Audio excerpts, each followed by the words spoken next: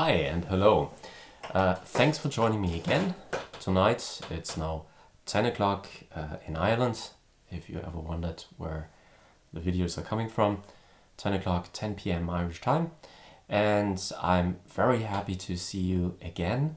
I had some requests for the next video, and I want to do a really short one today. It's because it's already kind of late on boundaries. So I was asked to do a video on boundaries, and the question, is it my issue or is it someone else's issue?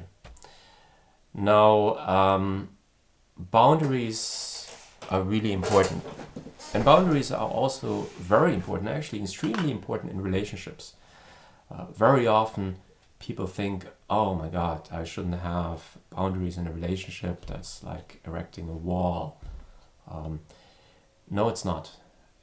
It's actually important in order to make a relationship work. A boundary is not a wall. It doesn't mean that it's blocking communication. It's actually facilitating communication. It's making communication easier, because if I know my space, my personal space, my values, my needs, my aspirations, what's important, what makes me tick. And if the other person knows that as well, and boundary really means I know, this is essentially my thing. It ends here, and kind of like, this is the other person's. So if there's an issue, I can tell apart what is my issue and what is my partner's issue. Now that helps in being able to live a successful relationship. Now, not just in romantic relationships, but in all kinds of relationships, whenever you interact with people. And it can even be imaginary, like it is someone maybe you know, and you have an internal dialogue with that person. Or someone you've met and you're still thinking about that person, and the person is still wandering through your mind. It is very important to know what's on my side, what's on their side. As far as the basic parameters like values, needs go, but also issues. So often, especially as children, when, for example, there was a parent who was being abusive, or two parents who were being abusive, or something else happened. Now children tend to make, essentially, they begin to own it. For example, as a child, if something happens and it makes me feel sad or angry, as a child, because in that situation I'm helpless, and rather than feeling helpless, because children usually can't go somewhere else and say, okay, you want to be my parent. So what children do is they try to assert control again, assume control, by essentially making someone else's issue their own. Because if it becomes my issue, I have a feeling of control over it. Which can also mean that children can feel responsible. For example, if daddy hits mommy, or mommy hits daddy, or there's some verbal abuse going on,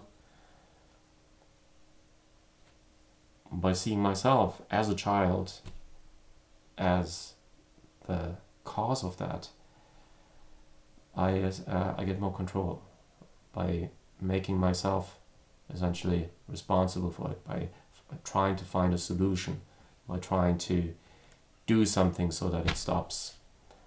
I'm essentially, as a child, I'm trying to get it back, a little bit of that control, which keeps me sane as a child, which keep things, the world, a somewhat certain place in uncertain, turbulent waters.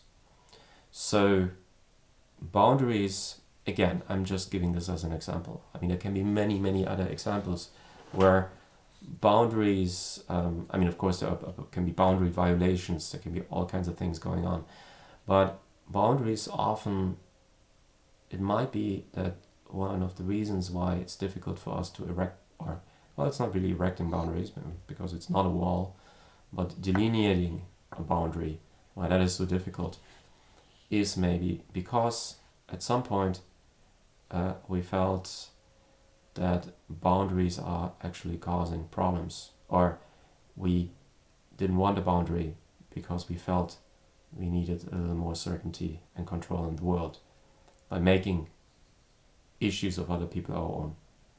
In that case, which I just mentioned, for example, as a child with parents, a parent was having their own issues or being abusive or aggressive, let's say. And, it doesn't mean that the parent is necessarily, a bad parent, absolutely doesn't mean that. The parent can have their own, obviously have their own issues, can have mental health issues, can have depression, bipolar condition, psychosis, you name it. But of course, it's also not an excuse, because as a parent, or as any person, let's say a boss in the workplace or a friend, other people, one should be able to expect that they at least try to do something about the issues. They work on the issues. Now, and that's important, why we need boundaries. Because boundaries tell us what's ours and what's someone else's. We can only work on our issues. Even as a therapist, you won't be able to work on someone else's issue. You can help another person work on the issues, and therapy is, with the technique and approaches we have and techniques we have, and also my own therapy approach, which I developed over time, communication-focused therapy. We have many tools to help people do something about the issues, resolve the issues. But the boundary is important, because the boundary tells you, okay, this is where my issues end, and that's where another person's issues start. Now, I can be supportive. I can say to the other person, well, go see a therapist, of course, would be one thing, but I can support them in a journey on resolving their issues, finding a better place for themselves.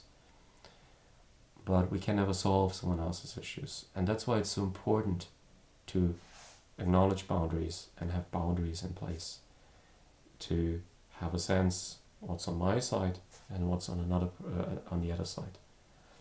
So I mentioned just this little vignette about what might happen in a child, why a child might feel I can't put a boundary in place, because then I'm by myself, I'm alone, and then everything becomes kind of like, it's essentially then the needs of the child and everything fuses with those of the parents, because there are no boundaries, and emotionally also, then if you don't have boundaries in place, the other person they essentially will drop off the emotions on your doorstep, not because they want to, or not because they intend to, and not because they necessarily want to, but because if there are no boundaries in place, you become like a sponge for other people's emotions, the anger, the frustration, whatever it may be. And that's why it's important to have boundaries in place, because you realize, okay, if I'm feeling angry now, because I'm feeling a tension when I'm talking to another person, and you might have experienced that many times in life. If you feel a tension when you talk to another person, well, chances are pretty high it is because the other person feels tense, maybe upset, angry, emotional upheaval, whatever it is. So the important step is to, and it's constructive for both sides if there are boundaries in place. Because since you can't do anything about someone else's issues and the other person can't do anything about your issues, if there are no boundaries in place, you might be working on something where you don't have any control.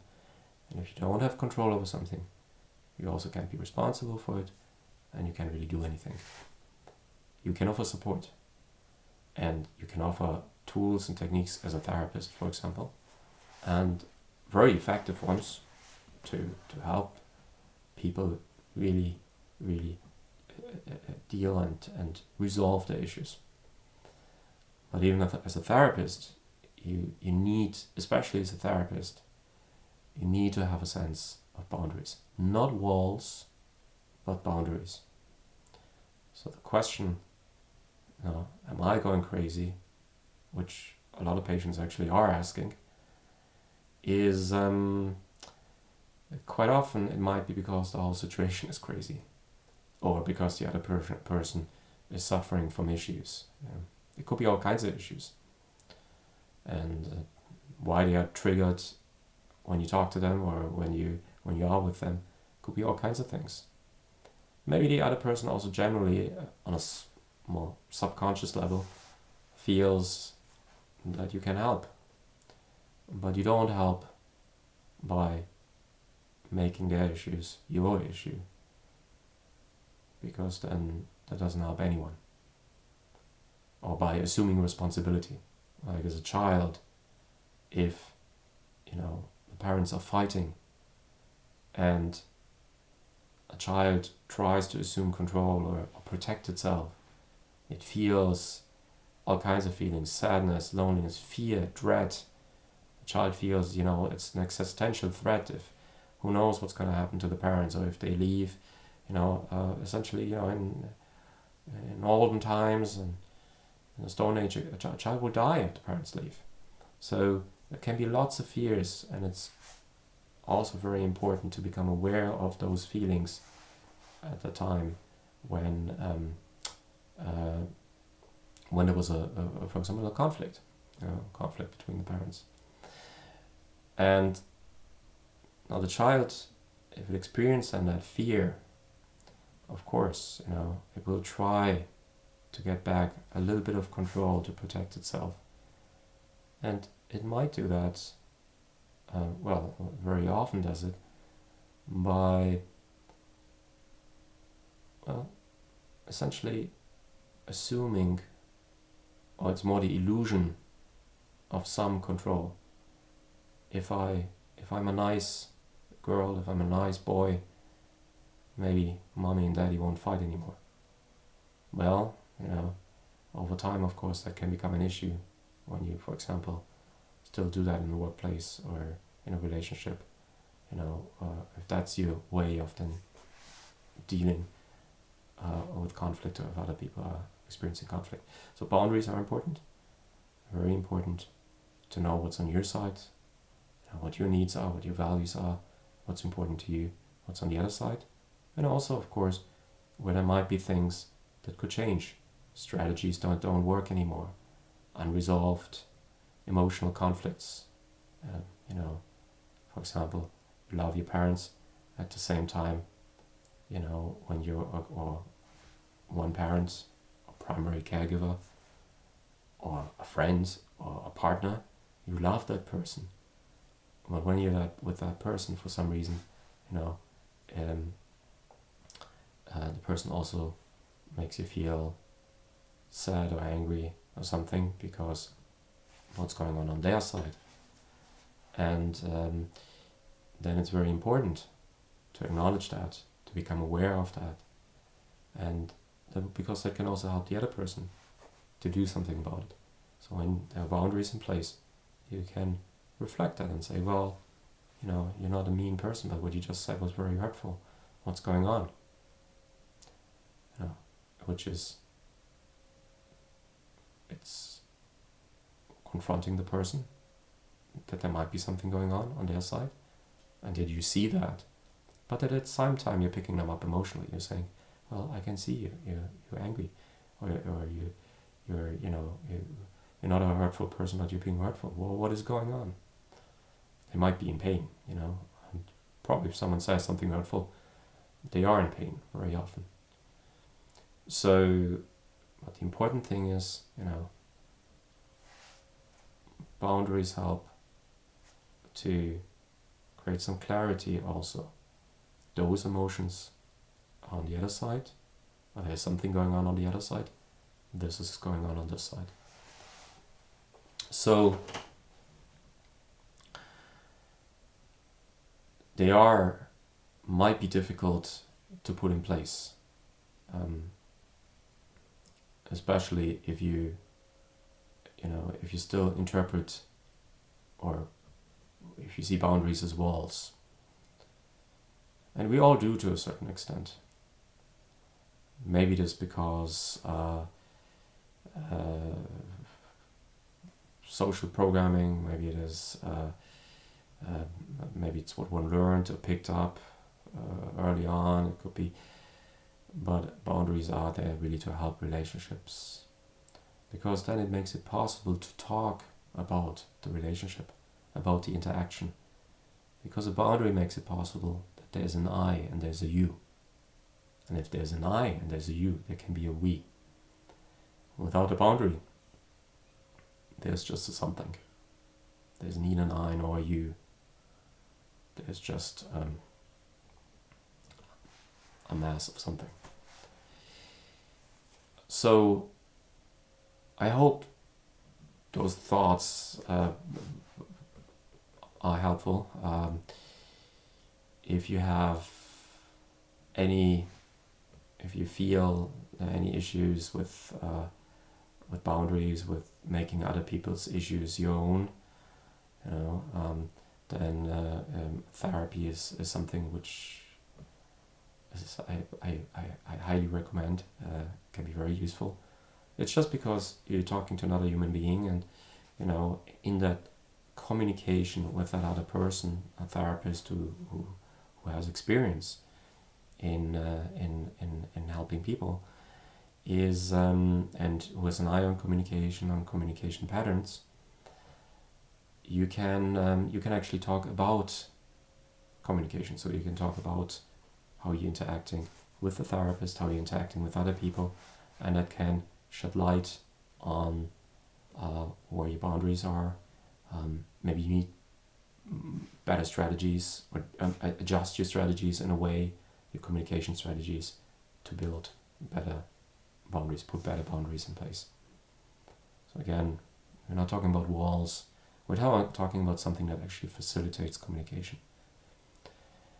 And if you feel, and what a lot of people ask me in difficult relationship situations or work situations, they say, am I crazy? Is it, what's wrong with me? They even come and say, what's wrong with me?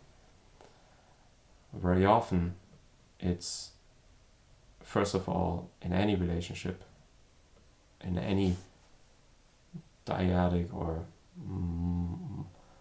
multipolar relationship, in the workplace or personal relationships or friends or anything, it's not one person's issue.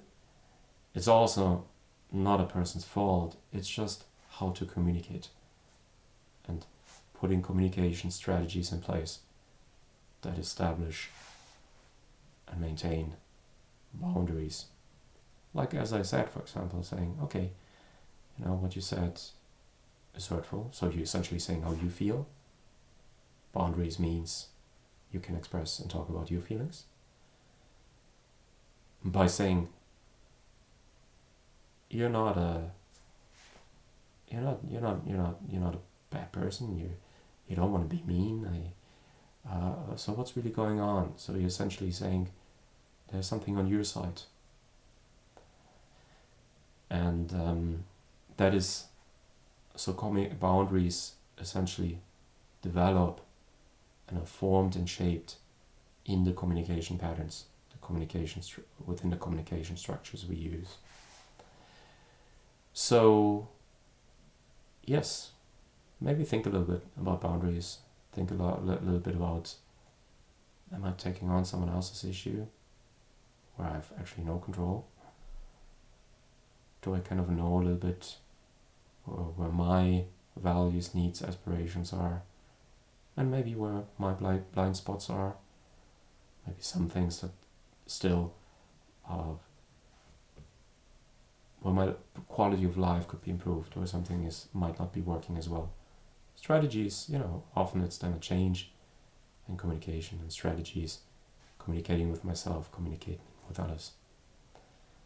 So thanks again for joining me today, and I hope you have a nice evening if you're watching it in the evening, and or that you have a nice day if you watch it in the morning. And if you have any questions, or if you want to make any comments, please use the comment section below the video, or I'm always happy also about an email, and let me know. And if you have any suggestions for any future talks, please do let me know. Thank you very much, and see you soon.